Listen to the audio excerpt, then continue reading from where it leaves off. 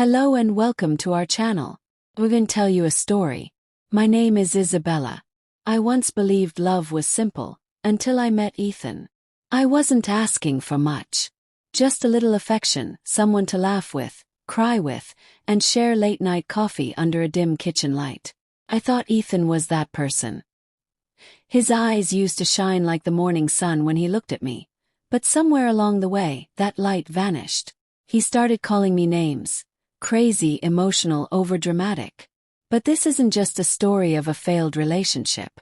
This is my voice, breaking free from silence, from confusion, and from the shame of being blamed for everything I never caused. It began beautifully. Ethan and I met at the library where I worked. He walked in wearing a navy coat and carrying a battered copy of Hemingway. I noticed him right away, and to my surprise he noticed me too. He was charming. He knew just what to say. "You look like someone who reads people, not just books," he once said. We started talking, and before I knew it, we were texting every day, meeting for coffee, walking through the park like two souls who had found their mirror. For a while it felt like love. But love, I learned, should never feel like you're walking on eggshells. The first time he called me crazy was on a rainy Tuesday. I had asked him a simple question: why he didn't reply to my messages the night before. I wasn't accusing him. I was worried. But instead of a response, he laughed. "You're always so emotional," he said. "God, Isabella, you're acting crazy again." My heart stopped. Again. Had I done this before? Was I really being unreasonable? That was the beginning of my self-doubt. Days passed. Then weeks. Then months. Ethan began disappearing for long hours. He said he was busy, but his phone would be off. He stopped smiling at my jokes. He stopped asking me how my day was. But when I brought it up, he would explode. "Why do you make everything about yourself? I'm tired of your drama. You're imagining things." I started writing in a journal just to make sense of my thoughts. I questioned myself constantly. Was I really overthinking? Was I really too much? Then came the night that changed everything. I found a receipt in his coat pocket, from a restaurant I had never been to. 2 meals. 1 bottle of wine. A name scribbled at the bottom. Celia. My hand shook. I waited for him to come home, hoping, praying, there was an explanation. When he walked in, I showed him the receipt. "What's this, Ethan?" asked gently. He barely glanced at it. "Are you serious right now?" he scoffed. "You went through my coat. That's crazy, Isabella. You're crazy." He didn't even deny it. He made me the villain. Again. That night, I cried until my eyes burned. I wanted to scream. I wanted to disappear. But most of all, I wanted him to love me the way he used to. The next day, he acted as if nothing happened. He kissed me on the cheek and said, "Don't be sad, okay?" As if sadness was a choice. But I stayed. I stayed because I thought love meant forgiveness. I stayed because I thought things would get better. I stayed because he had made me believe that I was the problem. Then one evening while cooking dinner, I dropped a plate by accident. Shattered. Ethan came running in, furious. "What's wrong with you?" he shouted. "Can't you do anything right?" And that's when it hit me. This wasn't love. This was survival. I wasn't being loved. I was being controlled. I started to notice the small things. How he always made me feel guilty for asking questions. How he never apologized. How he isolated me from my friends and family. He had turned me into a shell of the girl who once danced barefoot in her room and dreamed of fairy tales. But the worst came one Sunday morning. I found a message on his phone. "Last night was perfect. When can I see you again?" It wasn't from Celia this time. It was from someone else. I didn't cry. I didn't shout. I just stood there. He walked into the room and saw me holding his phone. Instead of guilt, he smirked. "You're always spying," he said. "You need help. You're obsessed." I looked into his eyes and realized. He wasn't sorry. He never had been. That night I packed my bags. He followed me, yelling, calling me names. "Go ahead and leave. No one else will love you. You're broken. You're insane." But I didn't stop. I closed the door behind me and walked out into the night. For the first time in months, I breathed freely. Tulip. That night, I walked out of Ethan's apartment with only a small suitcase, a backpack, and a heart that felt like it had been torn into 1,000 pieces. I had no place to go at first. I slept at my friend Mia's house. When she saw the tears in my eyes and the tired lines on my face, she didn't ask questions. She just held me. "You're not crazy, Isabella," she whispered. "You're finally waking up." Took me weeks to feel human again.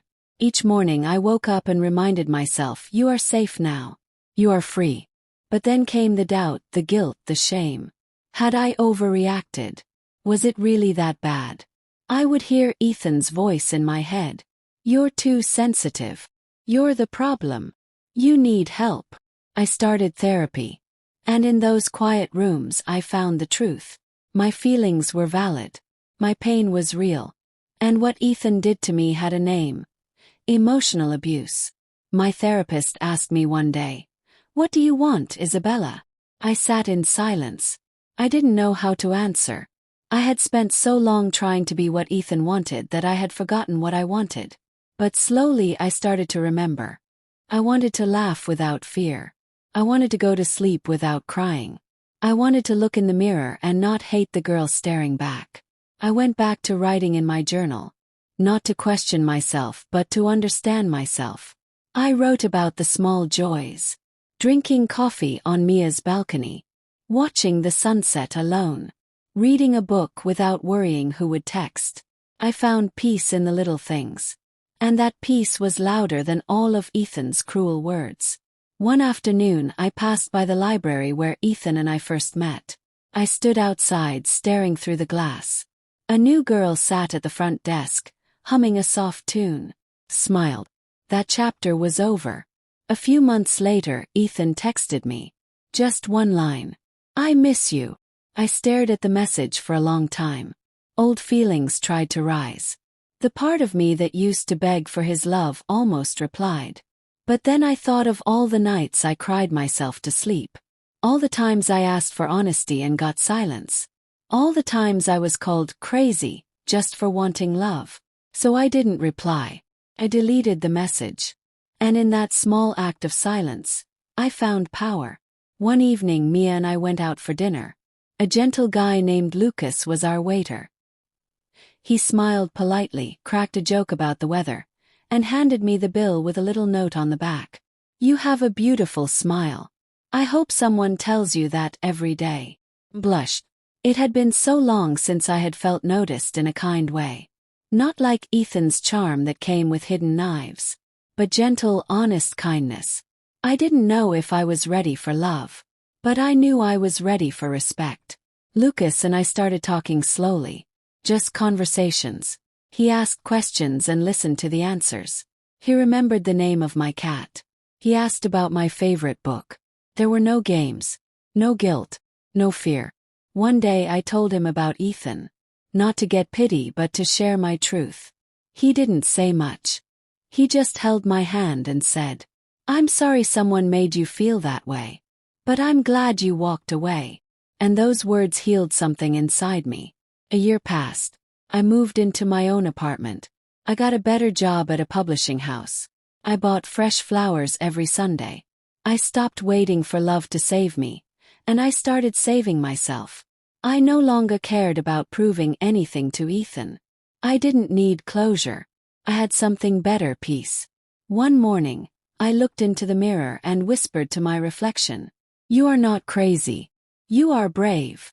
Because the truth is, walking away is harder than staying. Leaving someone who once made you feel special feels like tearing away a piece of your own heart. But I did it.